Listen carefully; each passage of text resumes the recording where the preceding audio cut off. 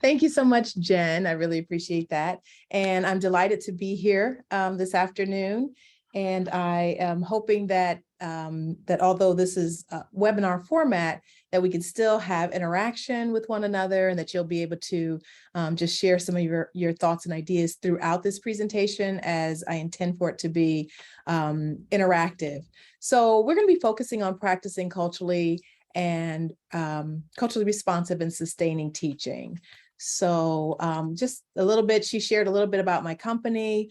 The company was founded in 2011 after I served as a principal of a school that was in status with our state and in need of improvement.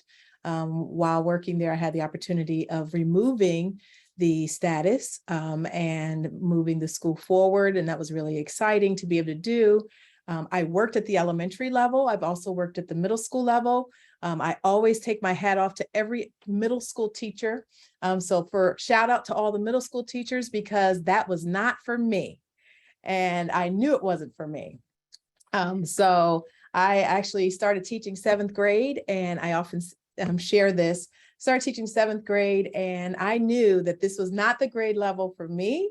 And so I went to my principal at the end of the year, and I said, any chance I can move down to that early elementary school? And at the time, in our state, I'm in New Jersey. At that time, our state had an initiative to increase early childhood education. They were opening a brand new kindergarten school, and I transitioned from 7th grade to kindergarten. So that was pretty amazing. That was in the late 90s. So I've been in education for quite some time, and am excited about the work that I do now. We work with school districts and higher ed and nonprofits, primarily helping them to create more equitable organizations and equitable school districts so that all members of the community feel a sense of belonging. So that's what I do. My partner, Erica, who's not with me today, she's doing another training elsewhere, has also been a vital part of the work that we do. She and I have started a YouTube, a webinar, not a webinar. Today is a webinar. We've started a podcast series. So I invite you to listen, to join in. We're on the social media platforms that are here. You can scan the screen if you're not using your laptop, or you could just find us on YouTube and any of the streaming platforms. So I am a wife, I'm a mother, and recently a grandmother. So I am sharing a picture of my grandson. He's 7 months old. His name is Cassius, and he's absolutely wonderful. He can do no wrong, and he probably will never be able to do wrong in my eyes. I hope he'll call me Jima. That's my preferred grandmother name. But I'm really excited because when I think about the work that I do, I also think about him one day being in school and making sure that we have the kinds of schools across our nation that create a sense of belonging for all students. And so that's really important to me. I really care about that. I do have a particular interest in Black and Brown students because they often are at the margins, historically have been at the margins of society when it comes to education. And thank you all so much for the compliments. I do agree with you. I think he's absolutely wonderful and adorable and precious. And he's a really good boy. Of course, at 7 months, what can he do wrong? So our goal today is to understand concepts of culturally responsive and sustaining practices. We'll also look at cultural references and identities, and we'll spend some time, hopefully at the end, we'll have a little time to even dig into a scenario. Looking forward to that. So I'm gonna, just as we start, I know that some of you may have been home today, but some of you may not have been home today. And so we often like to start with just a mindful minute. I'm literally going to set my timer. I invite you, if you'd like, to close your eyes. You don't have to just take deep breaths and just to try to have your body and your mind in the same place. I'm going to give you about a minute to do that. It may seem long, in that minute, but literally it's just so that you can get into a frame and a frame of mind and a space where you're ready to dive into this content this afternoon. So let's do that for a moment.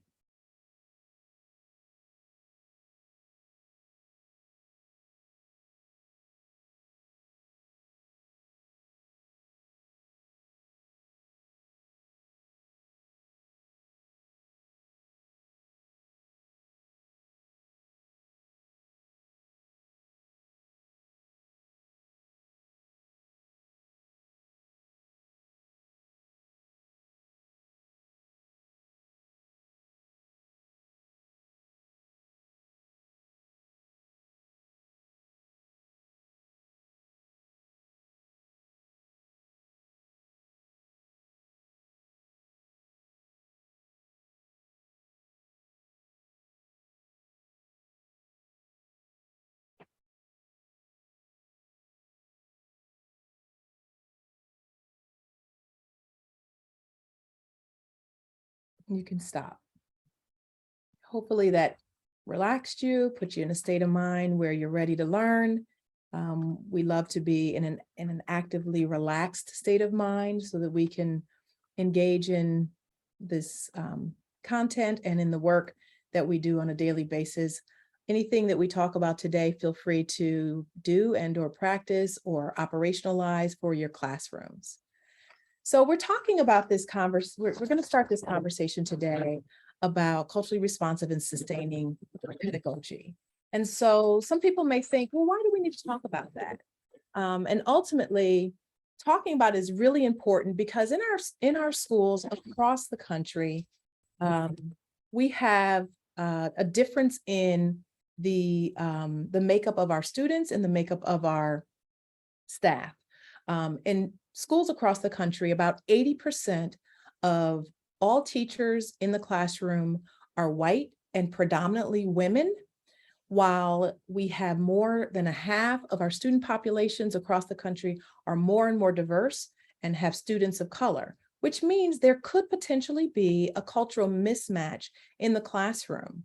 It doesn't have to be a negative thing, but it's simply something that if we're not culturally responsive, if we're not culturally sustaining in our pedagogy, it can be really challenging to be able to connect with and reach students who might not look like you.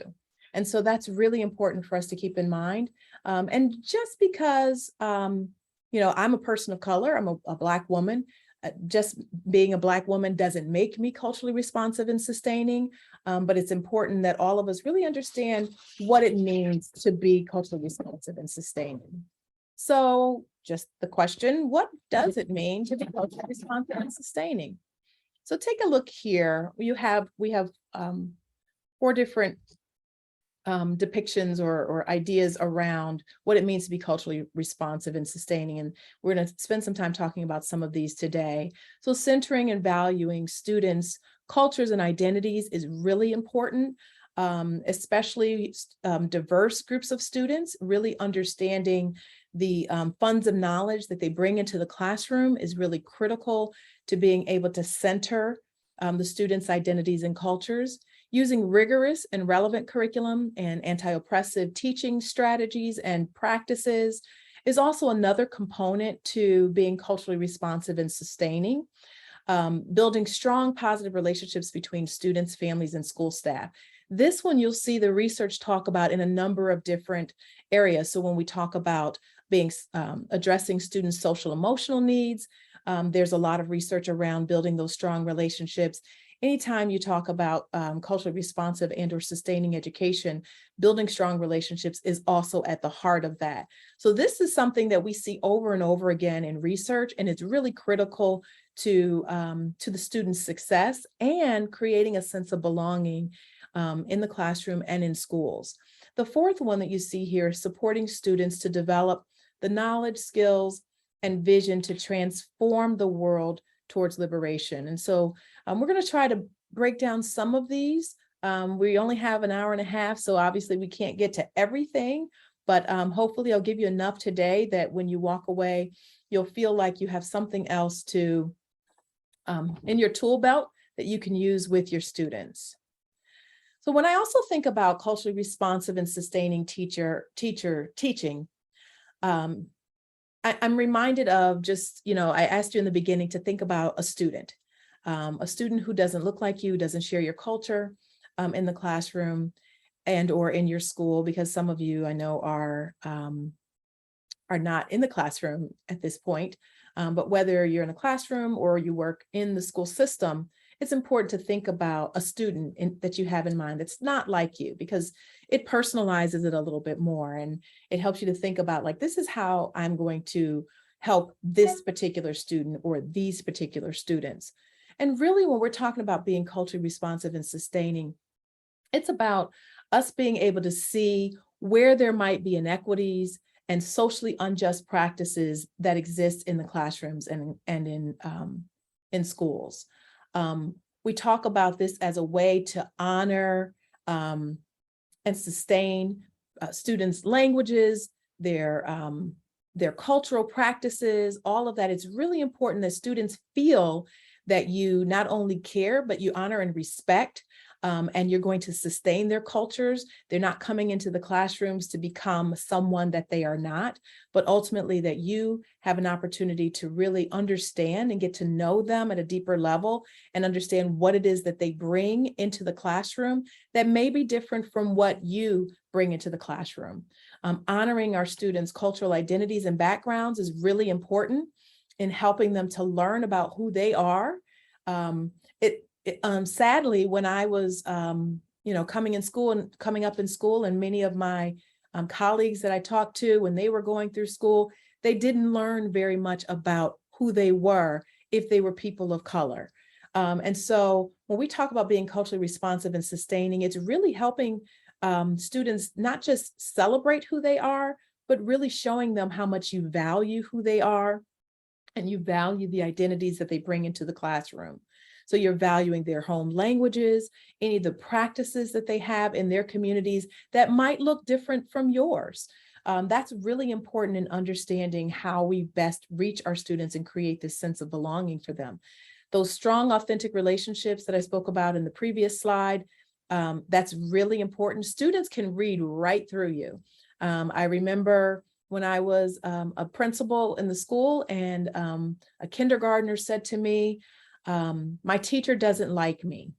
And, it was easy for me to be able to say, of course she likes you. All the teachers, they love all of the students.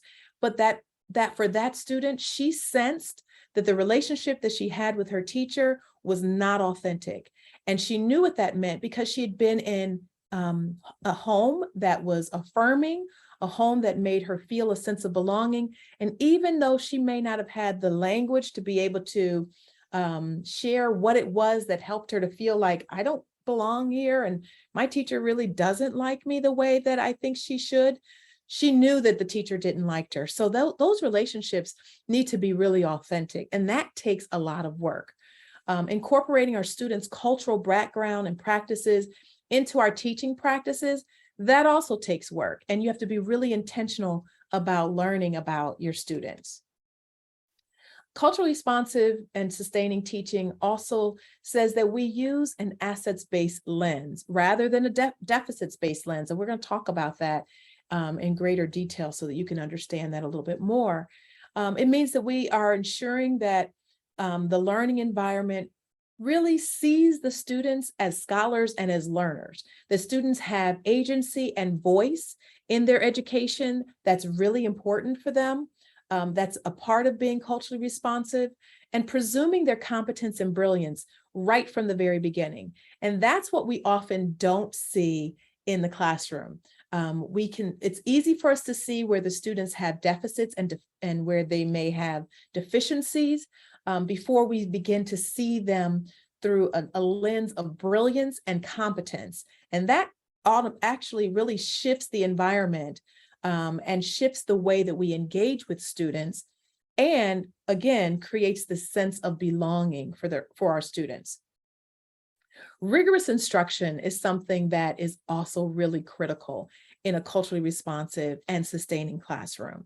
Helping students to be able to examine their socio-political worlds and to be able to think critically is a part of that as well. demonstrating that the instruction is socially just. So a few years ago, there was a report that came out, and I can't remember off the top of my head who put the report out. So please forgive me, but there was a report that came out called The Opportunity Myth, and you could Google it. It was, oh boy, I'm not able to remember who it was. And it talked about how in classrooms across the country, and they looked in several different regions of the country, and the population of students were both students in urban settings as well as in suburban settings. And what they saw was that many students were in classrooms where the instruction really was very low level. It was considered, when we talk about being unjust, meaning it was not rigorous in any way for students, a lot of rote or memorization that was taking place, the use of worksheets. It really was not challenging students to think and challenge students to be, it wasn't really presuming competence and brilliance in students. And so when we think about being culturally responsive and sustaining, being just is creating an environment that really does engage the learner and engages the mind of the learner and holds high expectations for all students. That's the special education students. Those are your students who are socioeconomically disadvantaged, your students who are typically historically at the margins. So these are your Black and Brown students, oftentimes, who are at the margins of society and have struggled the most in school. Holding high expectations is really critical. And then centering instruction on diverse student populations, not dominant culture and narratives. And so thank you, the New Teacher Project. Thank you so much. It's at the top of my tongue. I can actually see the report in my head, but I wasn't able to recall it. But thank you so much. It absolutely was that. And so when we think about this work that we do as educators and how we're going to create this environment for students, we need to do a little bit of work on ourselves as educators. And so it means that we've got to look at the lens through which we see our students, through which we evaluate our students. We all have a way of looking at things. If you take a look at this picture here, you see that, before the glasses are placed up there, there's like a vision that might be a little bit blurred. And it's easy for us to have a blurred vision until we really sharpen our lenses to examine ourselves and to examine what our lens is when we think about the students that come in front of us and that come before us on a daily basis. What is it that informs your lens? And how does your lens show up in instruction? And I think that's really important to ask yourself. We're going to spend a little bit of time kind of in the awareness quadrant here. So Zaretta Hammond is the author of Culturally Responsive Teaching and the Brain. I highly recommend her book. For those of you who've not read it, it really is a great resource for learning more about being culturally responsive, but she also talks a lot about the brain. And so she has a Ready for Rigor framework. And with her framework, she has 4 different practices. We're going to kind of just stay focused in the awareness part of the 4 practices, in particular, looking at knowing our own cultural lens, recognizing cultural archetypes of individualism and collectivism, broadening our interpretation of culturally and linguistically diverse students' learning behaviors. So we're going to spend some time primarily there in this time that we're together this afternoon. So I mentioned again Zaretta Hammond, and like I said, I highly recommend her book. It's a great resource. She talks about the cultural archetypes that often kind of explains how we see ourselves in society. And these are the patterns that we might see across different cultures that make us similar or different from one another. So note that no one person is all individualistic and no one person is all collectivist has a collectivist frame of thinking. we fall somewhere along a continuum, if you will. So those who lean more towards the individualism side, has a greater emphasis on independence and individual achievement, being more self-reliant, which really is a key to getting ahead in society. Learning happens through individual study and reading, contributes, the contributions and status of individuals are really important for those who come from an individualist frame of thinking. Competitiveness is a little bit more valued, if you will, being technical and analytical, versus someone who comes from a collectivist frame of thinking, where there's a greater emphasis or focus on the interdependency of the groups that you are a part of. There's more reliance on collective wisdom. Members of the society work together to get ahead. Learning happens through group interaction and dialogue. You'll see where group dynamics and harmony are much more important. It's more collaborative and relational. And what's interesting about the individualistic and the collectivist perspectives is we see some differences among cultures. So it's not uncommon for individuals from European descent to have more of an individualist perspective in how they see the world and how they, show up in the world and what's more valued for them. It's not to say that they may not have some areas where collectivism is important, but they may lean more towards individualism, where we see individuals who come from, Latin America, Asian, Africa, the Middle East, and some Slavic cultures who tend to lean more towards the collectivism frame of thinking. And this is important to know because the students who are in our classrooms may come from communities and families that may lean more towards individualism or more towards collectivism. So if you're working in a school or in a classroom where the vast majority of your students are students of color, you may find that they may be a little bit more relational in how they interact with one another, and that they may thrive more when given opportunities to work in small groups or to work on projects together, to work collaboratively. You may find that's something that they greatly value. And that has a lot to do with culture and the culture that they've grown up under.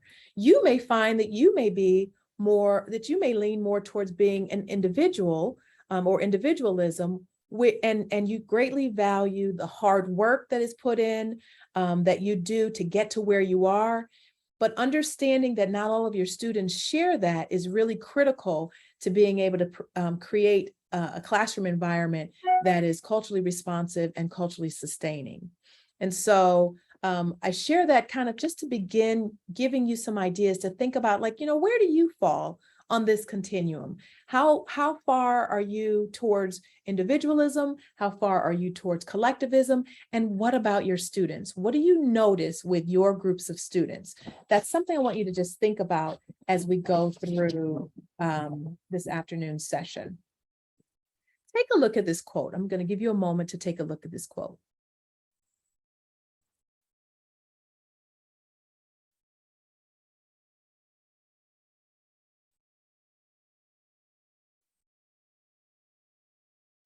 In the chat, if you don't mind, just sharing with me, what is one of the most important words that you see in this chat, or phrase, word or phrase that you see in this particular quote? In the chat, if you don't mind just sharing that. Know myself, unexamined, unexamined life, unexamined. Really powerful. I do not know myself, unexamined, in the shadows, darkly, see them, cannot teach. I do not know myself, darkly, see them clearly. This is really, really important. And I appreciate your responses. See them clearly. Absolutely. We teach who we are. And so we know ourselves pretty well. But sometimes there are pieces of ourselves that we don't really realize exist. And it's really critical and important that we spend some time really doing some self-reflection and some self-examination to really look at who am I and what lens do I bring into the classroom or into my school when I interact with my students.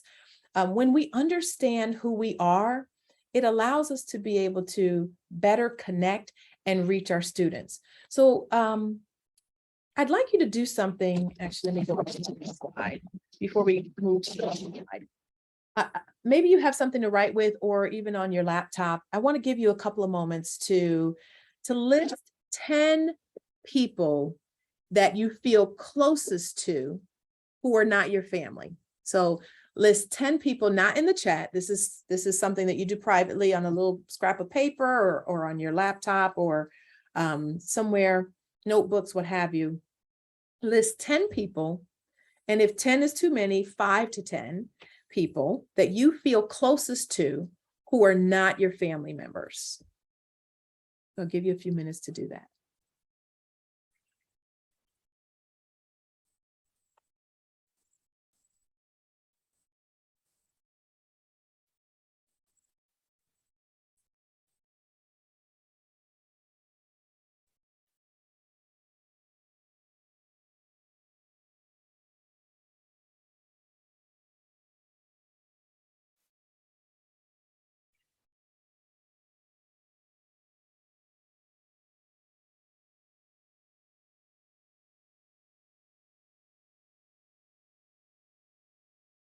Don't think too hard. Just think about who you feel closest to. Now, next to each of their names, I'd like you to include their ages, their sex, their education level, their religion, their race, and their language. So I'll repeat that so that you can write that next to each of them. You're going to include their age, their sex, their education level, their religion, their race, and their language next to all of the individuals that you've listed. I'll give you some time to do that as well.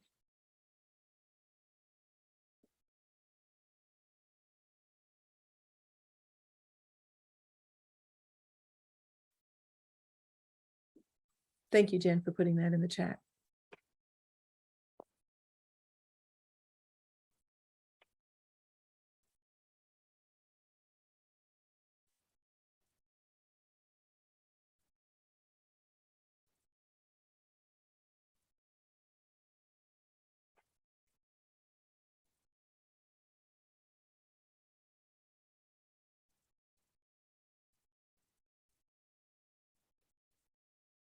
So now take a look at your list. What patterns do you see in your list? What do you notice about your list? And what patterns do you see in your list? And if you don't mind just sharing some of the patterns that you notice in the chat, would love to see that. What are some patterns that you notice about your list?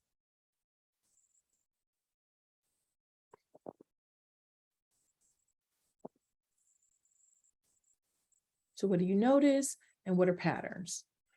Same gender and education. Age, same gender, age, educational level and language, all females, religion and language. And I'm presuming that these are the things that are the same about you and them. I imagine that's what you're including. Most of the members of my list are female. Most of them have a bachelor's degree or higher. Their language and their sex. We're all close in almost every, it's going so fast, I have to come back. Let's see. Almost all aspects except sex and religion. We have all women, same gender, female age, language and education, all female, same education, race, English, all women, education level, high level education. They're mainly women and around the same age. My list consists of all women, all education that are the same. We keep going on and on. We see a lot of similarities with age and religion, language and race, different range of people, similarly aged, all diverse. Almost all aspects are the same, mostly female, language close in age. Thank you so much for all of your responses. And I expected them to be very similar in that you would more than likely point out all of the things that you have that are similar, the patterns that you see are the similarities with the people that you feel closest to. What's really interesting about that, and you would know more than me, obviously, because you know the people that you're closest to, is, when we talk about we teach who we are, not only do we teach who we are, but it also, when we think about the people that we are closest to outside of our family, they also inform our lens, which is really interesting. So if we find that that people pretty much are just like us in the way that they, in their identity markers, then we find that we probably often have the same lens, or we often may think similarly in many ways, which is not uncommon. And again, we're just talking about like what it is that informs our lens. When we're culturally responsive and when we're thinking about what that requires us to do as educators, it requires that we really look into our cultural identities, and also understanding our own biases and what influences the beliefs that we have about students. And so when I asked that question about, who are your closest people, they also are a part of what influences your beliefs or influences who you are and who you say you are. And it's really important to understand that. We're going to dig even deeper into our own cultural identities as it helps us to understand our students' cultural identities as well. But knowing acknowledging our own biases, and here's the thing, today's not a session on bias, but what's really important to know is that we all have bias. So we have the explicit bias that we know about, that we can name, and then we have implicit bias that we may not even realize exists, and actually we don't realize exists until it comes to light in some form or fashion. So it may come out in our actions, it may come out in the words that we say, it may come out in other ways, but our implicit bias is also the unconscious or the hidden bias that all of us share. And these are the associations we make about groups of people. And not all bias is a bad thing.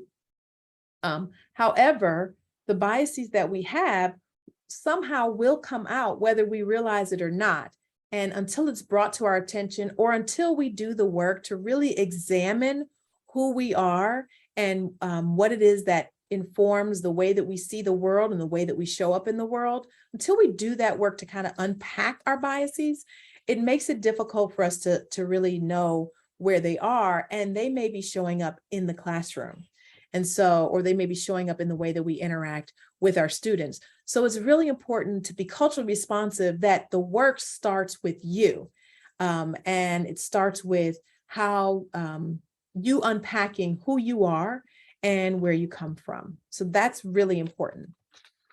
I want to share a short video. You may or may not have been exposed to this video at some point in your life, but it is a short TED Talk. And I'm just going to share this. If for some reason you can't hear it, just please. I come from a conventional middle-class Nigerian family. My father was a professor. My mother was an administrator. And so we had, as was the norm, living domestic help who would often come from nearby rural villages. So the year I turned 8, we got a new houseboy. His name was Fide. The only thing my mother told us about him was that his family was very poor. My mother sent yams and rice and our old clothes to his family. And when I didn't finish my dinner, my mother would say, "Finish your food. Don't you know people like Fide's family have nothing?" So I felt enormous pity for Fide's family. Then one Saturday, we went to his village to visit. And his mother showed us a beautifully patterned basket made of dyed raffia that his brother had made. I was startled. It had not occurred to me that anybody in his family could actually make something. All I had heard about them was how poor they were, so that it had become impossible for me to see them as anything else but poor. Their poverty was my single story of them. Years later, I thought about this when I left Nigeria to go to university in the United States. I was 19. My American roommate was shocked by me.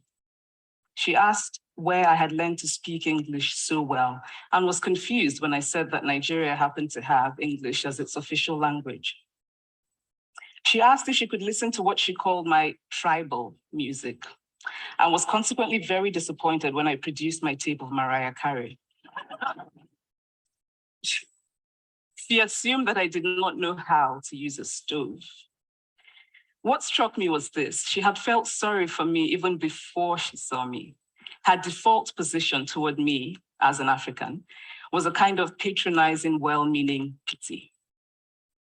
My roommate had a single story of Africa, a single story of catastrophe.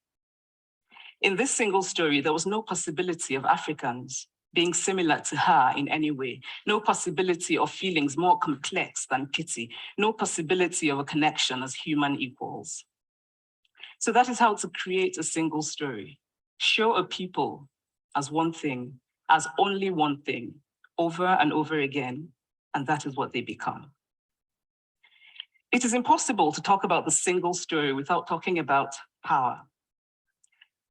There is a word, an Igbo word, that I think about whenever I think about the power structures of the world, and it is Nkali. It's a noun that loosely translates to be greater than another. Like our economic and political worlds, stories too are defined by the principle of Nkali.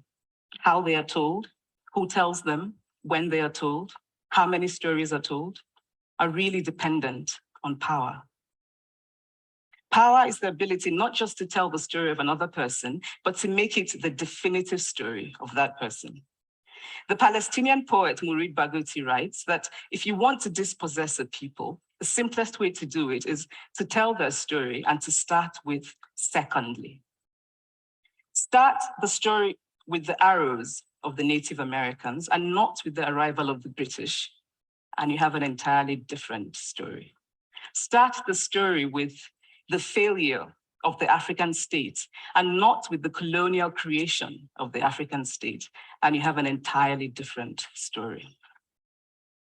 When you look at that, that particular video, and I don't know if any of you have had a chance to see it in the past, but look at Chimamanda's identity as, a wealthier individual from Nigeria and how it impacted her thinking about Fide and his family. Also look at her, the identity of her roommate and how that roommate made assumptions about Chimamanda. In the chat, if you don't mind, I would love for you to share a little bit more about Chimamanda's lens as she was sharing her story, and also what aspects of her culture and identity informed her lens. And then the same thing, the same question for her roommate. So what was her roommate's lens and how did her roommate's culture inform her lens? So I'll give you a few minutes or a few moments in the chat to just share your thoughts about that. What is her lens and what aspects of her culture and identity informed her lens? So the lens being the way that she looks at society or the world or individuals or groups of individuals. And then what is her roommate's lens and how does her culture inform her lens?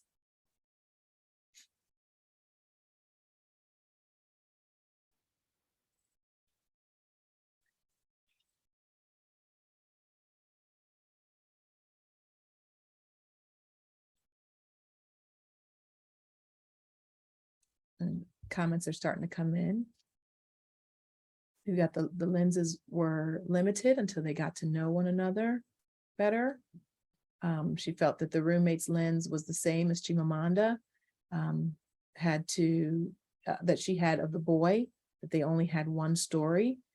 The lens of colonialism, her roommate's lens was one where there was a lack of knowledge. Post-colonialism, that was one of the lenses. I felt they were both influenced by what they were told. I think that's a really important, it's really interesting point that you make there about what they were told, because oftentimes that is what informs our lens and even our biases. Her lens was based on the class and cultural structures among her family status in Nigeria. The lens was also isolated. Her roommate's lens was likely influenced by news and exposure to info and history. All of these things, yeah. Oops, okay, it's going faster than I can read. Just kind of peruse the others.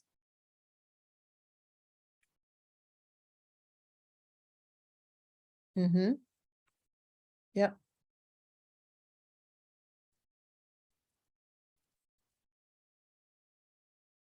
Right. Someone says their lenses were not based on acknowledging the funds of knowledge that the individuals bring, which is really an important point to bring up. I appreciate your pointing that out.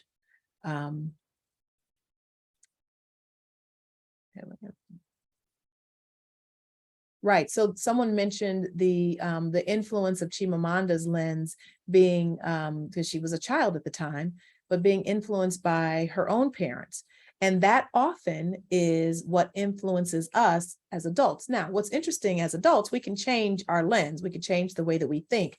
We can change the way that we see people.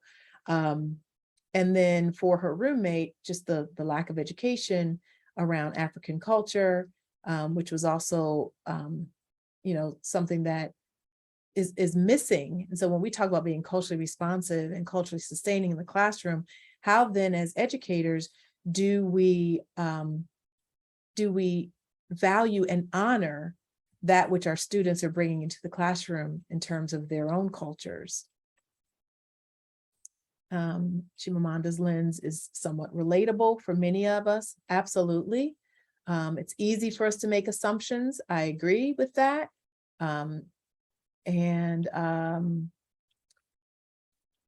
Yeah, everyone does have a different lens in terms of how they were brought up. That's really important to notice as well. So thank you all for your comments, because you're absolutely right. She brings a certain lens and she shared that lens.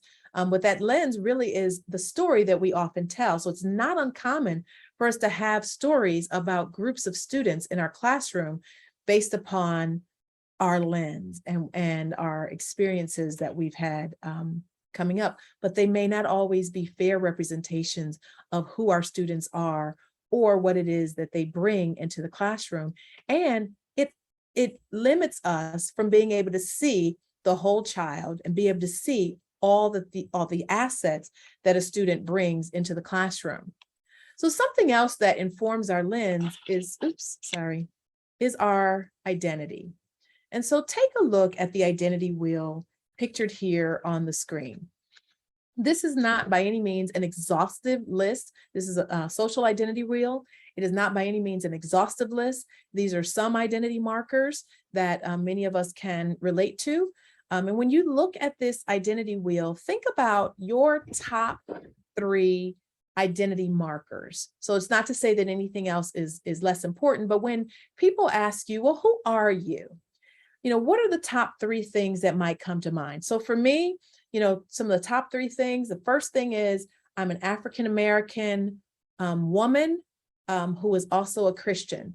That very much influences who I am, and that's very much a part of who I am. And I know that being an African-American woman who also identifies as Christian is very much informs the lens through which I see things. And so, which also could inform and could create certain bias that I may have with folks who don't share my identity markers. Think about your own top 3 identity markers, and how does being a part of your identity group affect your daily life? Would love to just kind of hear some of your thoughts. Like, how does being a part of your identity group affect your lens, for example?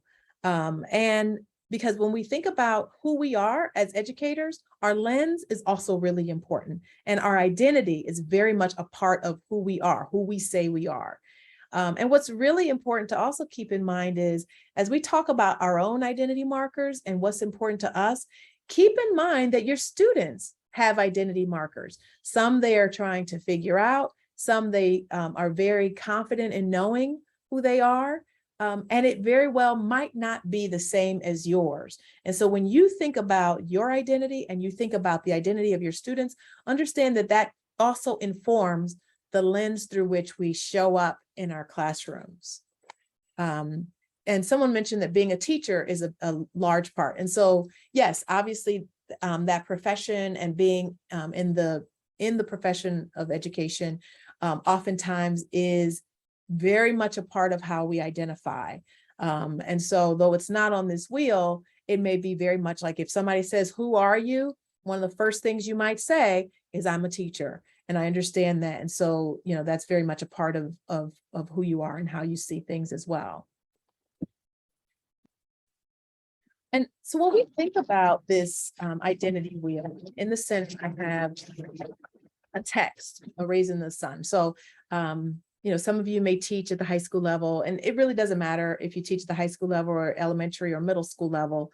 I'm just going to use this as an example.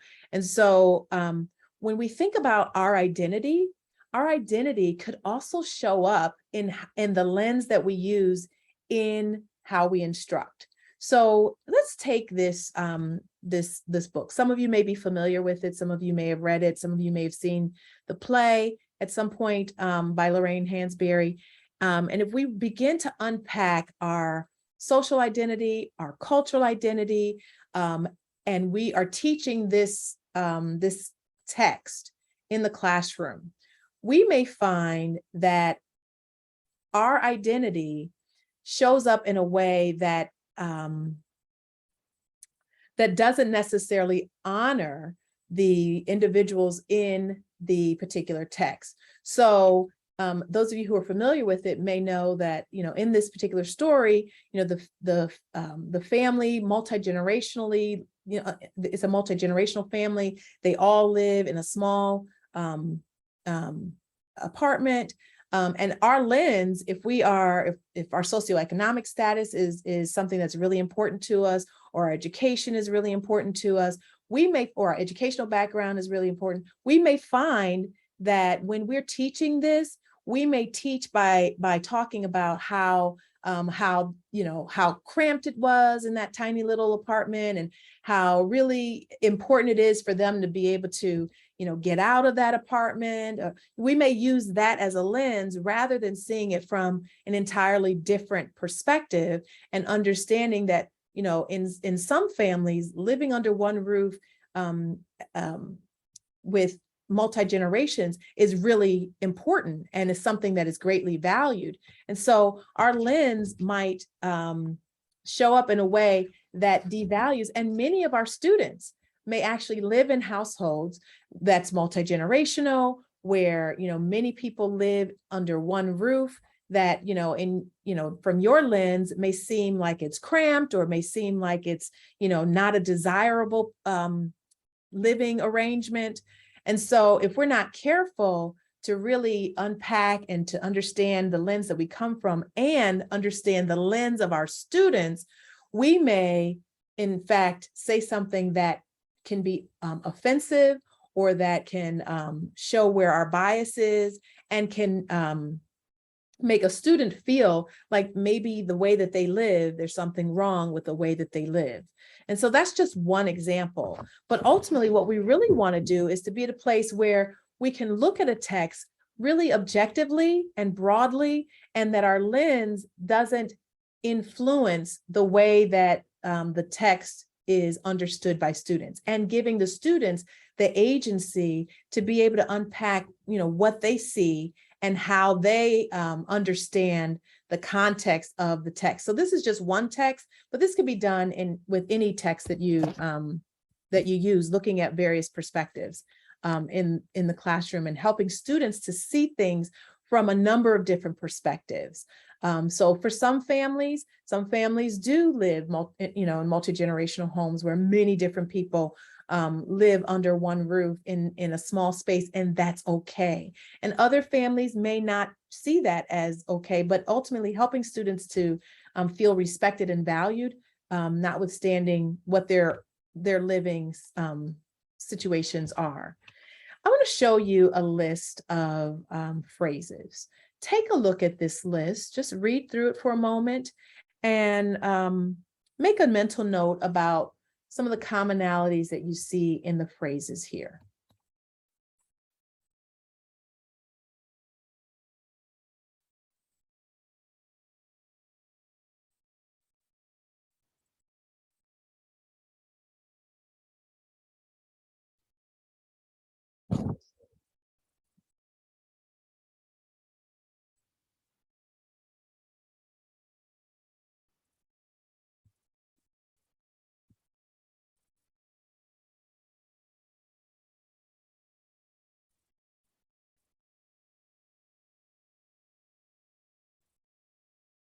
What commonalities do you see in these phrases? Feel free to share in the chat. Expectations is used a lot. There are low expectations.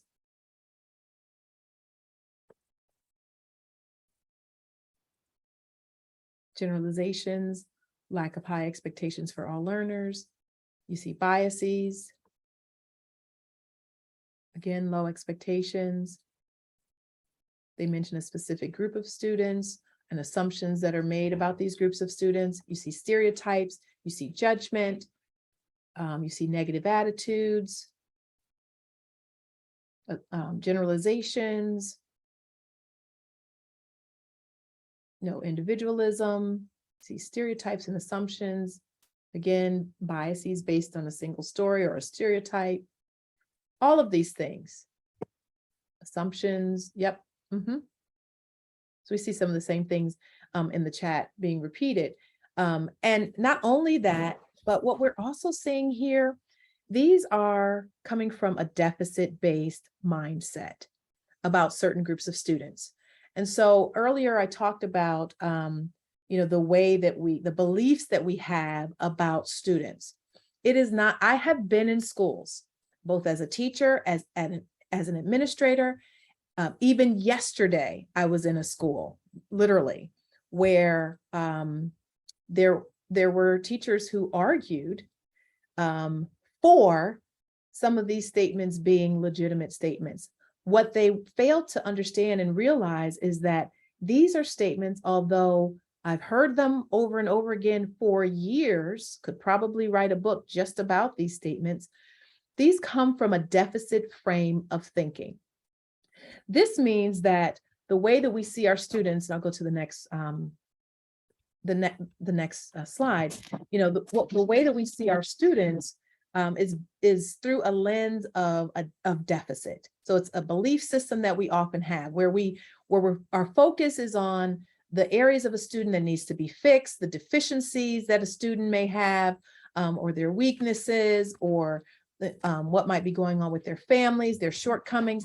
The focus is based on that. And it's all really based on bias, but these assumptions that we make about these groups of students, emphasize what's wrong with the student, rather than looking at the strength that the student brings into the classroom or into the school, and or the system that may be contributing to some of the deficiencies that the students may have. And so this deficit-based thinking is probably more common than many of us care to admit. And I wish that it didn't exist in education, but I know it to be true. Just like I said, just yesterday was in a room with educators, some of whom, not all, but some of whom were arguing for why they have these beliefs, and that it's okay to have these beliefs because these are the students that show up in their classrooms every day. And what I want to really kind of help expand our thinking around is when this is a part of our belief system, whether we actually say the statements that were on the screen previously, or we believe or think these statements, these are what also inform the way that we show up in our classrooms and the way that we engage with students. So I mentioned earlier, it's really critical and important that we have high expectations for all of our learners, that our classrooms have rigorous instruction. So I'll never forget many years ago when I was a teacher and I was transitioning into becoming an administrator, meaning I was in school to become an administrator. And I was walking around with my principal at the time, and we were also looking at data and looking at classrooms. And he was talking about certain special education students who were proficient in our state exam. And I had to admit to myself that I was a little bit surprised by that data, because I had made some assumptions. I had a deficit-based frame of thinking when I thought about students who were identified as special education. And I really had to check myself and unpack where that came from. And I think it came from what I often saw. So for example, it was not uncommon in schools, even when I started teaching and when I was a child, for students who were classified and identified as students with disabilities were generally in the basements of schools, or they were separated from the rest of the students. And so there was this this notion, this mindset that they were less than, and they were in some way othered. And by being othered, they weren't the same as the rest of the kids in the school, the general population of students. And so I, as a younger educator, even trying to go into administration, I realized that was an unfair representation of the students. And so I really had to do some work on my own thinking, on my own belief system. It's also not uncommon. And when I was an administrator, I often heard from my teachers things like, well, these kids don't have books at home, or their parents don't care about education. And they made statements about the students because these were some of the deficit-based thinking or beliefs that they had about students. And when you walked into their classrooms, the expectations that they had for the students were relatively low, meaning the students were not actively engaged in their learning. There was not a lot of critical thinking or dialogue or discourse taking place in the classroom. In fact, just recently, I visited a magnet school that predominantly had Black and Brown students. And in those classrooms, I saw very little student engagement. I saw very little opportunities for students to have agency and voice. It was very teacher-centered. It was not student-centered in any way. There was very little rigor, and this was in a magnet school. And so, it's not uncommon for educators to have beliefs about groups of students based upon, the lens that we bring into the classroom. And so we bring this up because it's really critical for you to do your own self-examination about, what do you think about the students who are struggling? Do you see that student as needing fixing? Or do you think about your own teaching and how you might be able to reshape the way you teach to reach that student and to help that student to be very successful in the classroom? That's really critical. And when we think about people who have deficit frames of thinking or deficit-based beliefs, ultimately they will attribute a student's failure to the dysfunction of their families. There may be a belief that multilingual learners are linguistically inferior. I apologize. That students with disabilities are less capable of learning. That students of color, as well as those who come from low-income families, have less intellectual capacity. These are some common assumptions that go along or that are associated with deficit-based thinking. And sadly, many of us may be guilty at times in our careers of having some deficit-based beliefs about students. And so when we think about that, we may hear terminology like my at-risk students, or my problematic students, or, these students aren't motivated to learn and what have you. And there's a tendency to frame our thinking and our statements around these beliefs. So take a look at the rest of these that are listed here.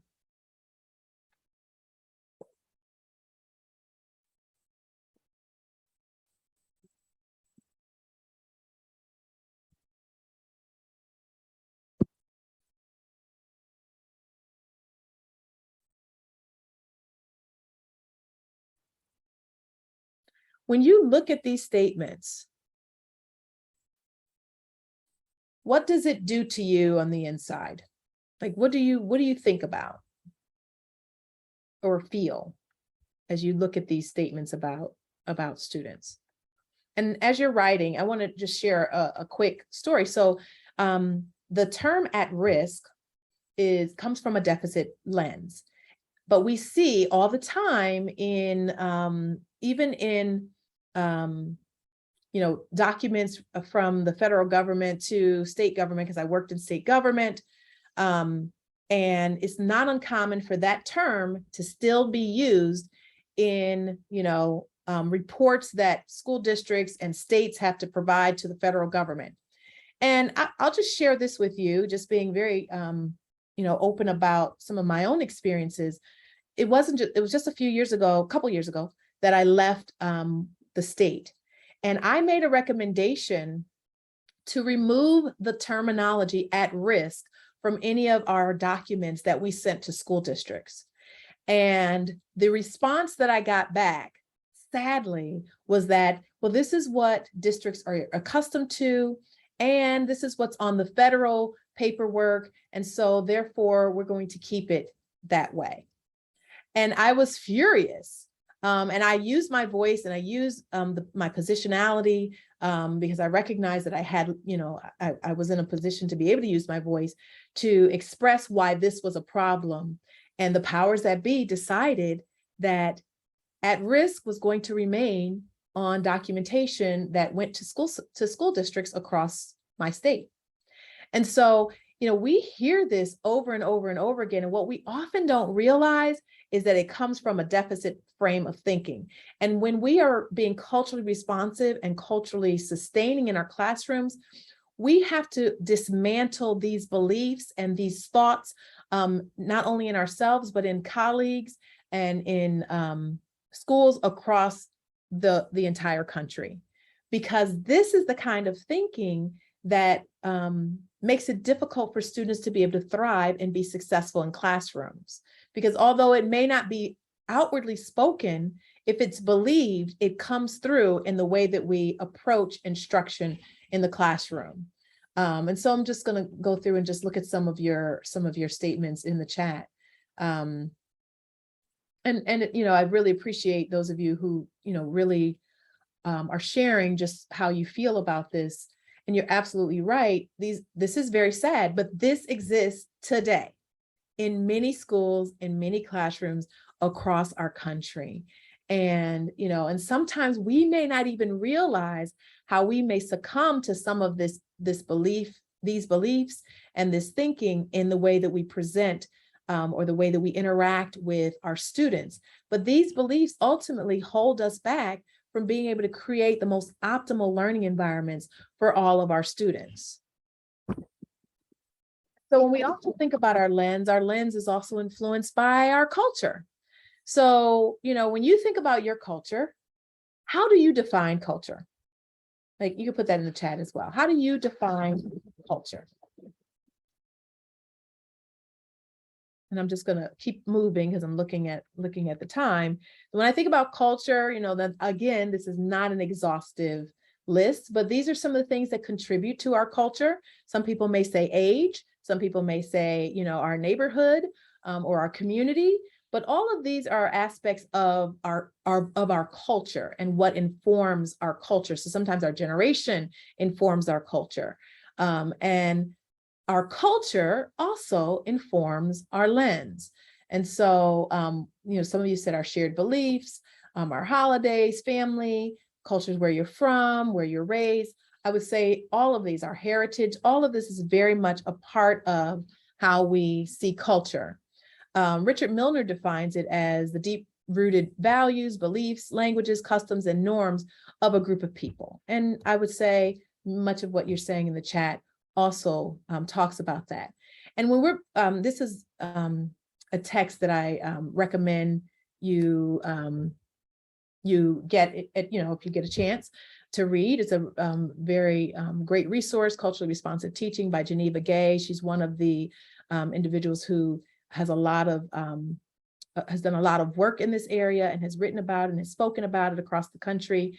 But she talks about culturally responsive teaching, teaching that centers the classroom instruction in multi-ethnic cultural frames of reference. So our culture and our frames of reference, so our students come with a cultural frame of reference, and we also come with a cultural frame of reference. And so our cultural frame of reference informs how we teach often, and the way that students show up in our classrooms also is seen through their cultural frames of references. And oftentimes we may find that we clash with our students, and we'll talk about that momentarily. Here's another great resource for you, culturally sustaining pedagogies. When it comes to culturally sustaining pedagogies, it seeks to perpetuate and foster to sustain linguistic, literate, and cultural pluralism as part of schooling for positive social transformation. So I bring this up because, one, this is a great resource, but two, when we think about our students' culture, part of their culture is shown in their language, in their you know, the how literate they are in terms of their literacies, if you will, and in their culture. So all of that is what we see when students walk into our classrooms and when they walk into our schools. When we think about culture, most of us, I don't know if you're familiar with this cultural iceberg, and whether or not you've seen that. Most of us tend to live in the top part of the cultural iceberg. So that's where, you know, that's where we, you know, when we talk about culture, we might be talking about, you know, fine arts, or we might be talking about literature or music or dancing or clothing or games or cooking or the way that we dress. All of that is what we typically think about when we think about culture. But look what's underneath the surface of the iceberg. So underneath the surface is a much broader, wider perspective of culture and what we bring to our culture. So when I talk about cultural reference points, many of what's underneath this are the cultural reference points that we bring into the classrooms, and our students bring into the classroom. When we see, you know, if we find that there is a clash between us and our students, that clash often comes as a result of what's below the surface. This part of the cultural iceberg. So, you know, this is really important to think about, to note, because what's beneath the surface really is often where we have our challenges with our students. Here's just another list, and here's some of the ones, and we're going to look at this a little more closely as we look at a scenario. So the cultural reference points. So the way that when you think about your communication style and the communication style of your students, they may be very different. When you think about your tone of voice and the tone of voice of your students, it might be very different. Ideals of fairness, what's considered fair in your mind versus what's considered fair in your students. Defining respect is something that comes up often when we think about cultural reference points. And the way that we grew up, the way that our culture and our community influences the way that we think is often how we see things in our classroom. So it is not uncommon for a student, for you to believe as a teacher that that every student should respect you as a teacher. It's not an uncommon reference point, cultural reference point that you have, because that might be how you grew up. But you may find that students feel that respect has to be earned. And that is their cultural reference point. And so when it comes to a clash between you and students, that clash around defining respect might be where you may be butting heads with students, because the way you grew up versus the way they may be growing up is entirely different. The same thing with rewards and privileges, you know, who gets rewarded and who gets privileges. And the way that you grew up may be very different from how your students grow up. And that looks different in the classroom. And so clashes can easily happen in the classroom when our cultural reference points are different. I want to share a scenario with you. So I'm going to come out of the for a second so that I can put this in the chat. And I'm going to give you some time to read the scenario that is here. And I'm also going to put the scenario on the screen just in case someone is not able to pull it up. And I'm going to make it a little bit bigger.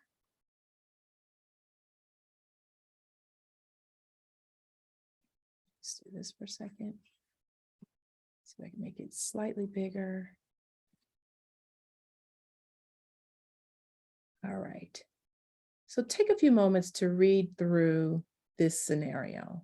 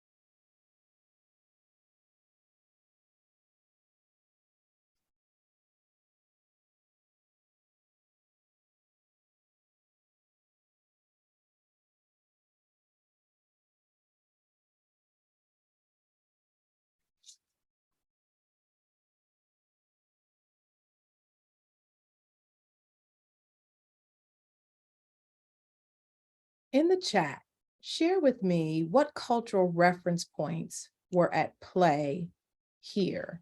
So I'm going to go back to the slide that has the cultural reference points so that you can see that.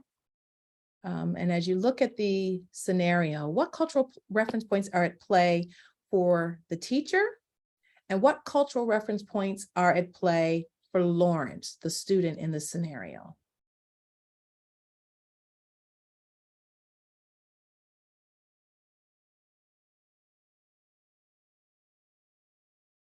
We have ideals of fairness, gender norms, tone of voice, ideals of fairness, body language,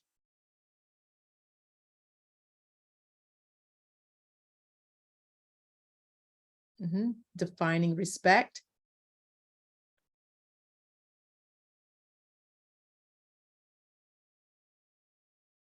rewards and privileges, absolutely. Ethics, morals, and values, yep. Gender, yep. The teacher valued respect, Lawrence valued fairness. We could even say the teacher had a different idea of what respect was compared to the idea of respect that Lawrence may have had. Yep. All of these things. Here's another question for you. How would things have been different if the teacher were aware of her and Lawrence's cultural reference point? So if she were aware, what might have been different in this scenario?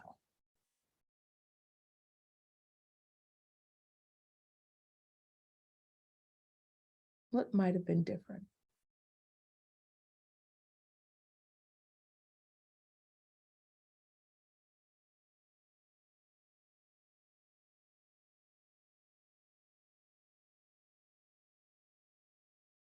Right. So the outcome might have been that Lawrence would not have to be sent to the principal's office. Her approach to the situation, I'd love for you to tell me more what you mean by that. She might have handled the conflict differently. She might have listened to Lawrence before punishing him. She would have given him a chance to explain himself. Both students would have been disciplined equally. She could have guided them to a resolution based on cooperation and friendship. I wonder if this even had to be a scenario that the teacher had to intervene in. Meaning, in a culturally responsive classroom, could she have given students agency to solve their own problem? What if she had done that in the classroom? Let's see some of your other thoughts. She could have guided them to a resolution based on cooperation. Okay, I think I read that one. Lawrence's explanation would have been valued and heard. Notions of time was a reference point as well. So I think the teacher had not remembered the past regarding Lawrence. There would have been a different outcome. She could have found a resolution. I think, a number of what you're saying, number of things that you've said, I think kind of point to some of the challenges that had Mrs. Turner had more of a, had seen things from a different light, meaning if she understood the difference between their cultural reference points, she absolutely could have looked at this very differently. It didn't even have to be an issue of discipline. It could have been a learning opportunity. But now let me ask you another question. What message is the teacher sending to Lawrence, and what message is she sending to his classmates? So share that response as well in the chat. What message is the teacher sending?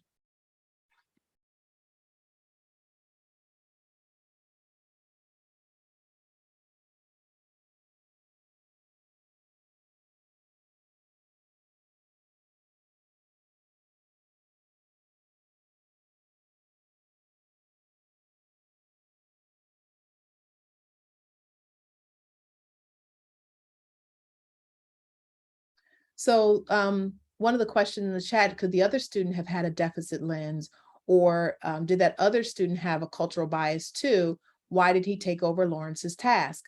That's a really good question to ask. And it is something that if as your equity lens, the more sharpened your equity lens is, the more you're able to determine what it is that the dynamics at play between the students.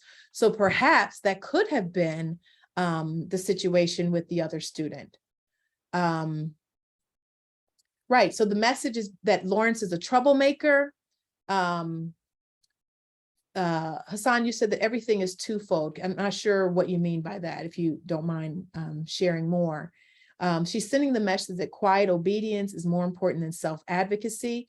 That's absolutely a message that she's sending. And so when we think about being culturally responsive and sustaining in the classroom, that obviously is not the message that we want to send, because it doesn't value and honor the student and what they bring to the classroom.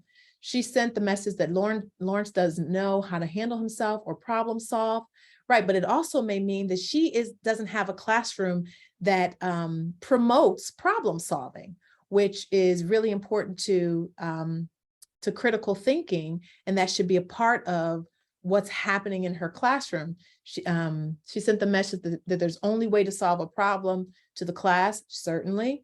I think that she's labeling him as bad. The other kids may see him that way. She absolutely is doing that. The way that she has targeted Lawrence in the classroom unfortunately sends a message to the other kids that they too can target him. And so now this student is being marginalized in her classroom. And as he's being marginalized, the message is being sent to him really early on that he is not valued and that he doesn't belong in this classroom. And the other students also get to perpetuate that because they now take on that same belief of their teacher. The message that the teacher, the message the teacher is sending, that it's okay to treat others differently based on her biases. Yep, that's also being happened. So now this student is young. So how many times has this student had this happen to him in her classroom and in classrooms prior to hers? Or how will his future look in education? Because does that teacher then say to next year's teacher, watch out for Lawrence, he's a bad kid? You know, does she frame him in a way that doesn't even give him an opportunity to show up and the teacher to begin to see the strengths that he brings to the classroom? And if the teacher had looked at this from an assets-based frame, what might she have seen in Lawrence had she given him an opportunity to explain? So I want you to respond to that question. What might she have seen in that student? I know we're coming up on time. But what might she have seen if she had looked at Lawrence from an entirely different lens?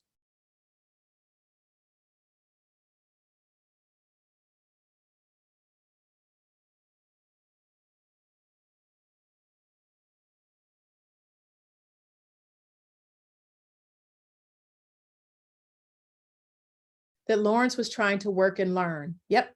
That Lawrence was trying to hold accountability for his duty in the project, that it made him feel valued, that he could do his part. All of that, I think, is really important. Yep. Self-advocacy, that he's making an effort, right? Had she seen that? And so it's really important that when we begin to notice that students have, when we see the deficits in our students, we need to rethink and train ourselves to begin to rethink and look at it from a different lens, from a different perspective, so that we can create an environment where the Lawrences in our classrooms feel valued and feel like they belong, and feel like they're in an environment that's going to challenge them, that sees them as learners, as scholars, and that we hold high expectations for them, and that we're sending the right kind of message in the instruction that we provide to them. So I understand that there may be some questions that I need to respond to. Yolanda, might you be able to help with that? And I'm going to stop the share.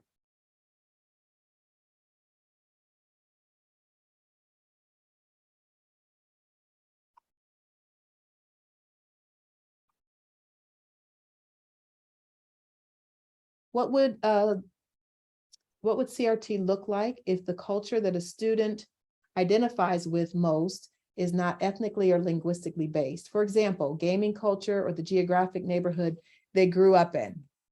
So I think that's a really good question, because all of that would influence how the student shows up in the classroom. So if we understand that they're coming from gaming culture and that's something that they greatly value, we have an opportunity to create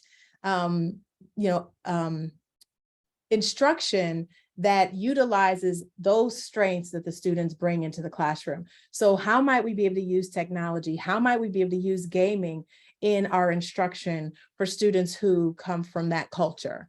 Those are some of the questions that we can ask ourselves. So I'm looking at the time, and I'm not sure if we have, I think that I want to respect everyone's time. I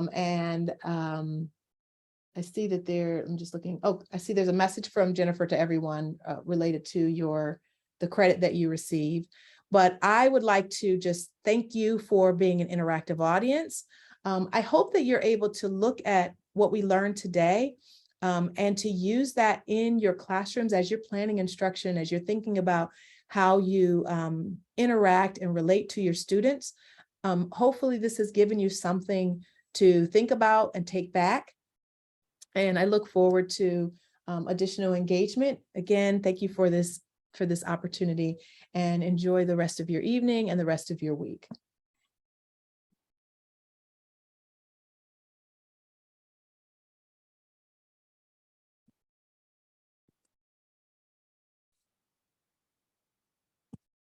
Thank you, Dr. Breland. On behalf of the College of St. Rose, we are so excited to have you here and to present the information that you gave was very, very beneficial. And thank you to everyone who attended and was very active in the chat and asking questions and responding. Thank you for participating in this series, and we look forward to seeing you in our next series. Everyone have a wonderful evening. Thank you.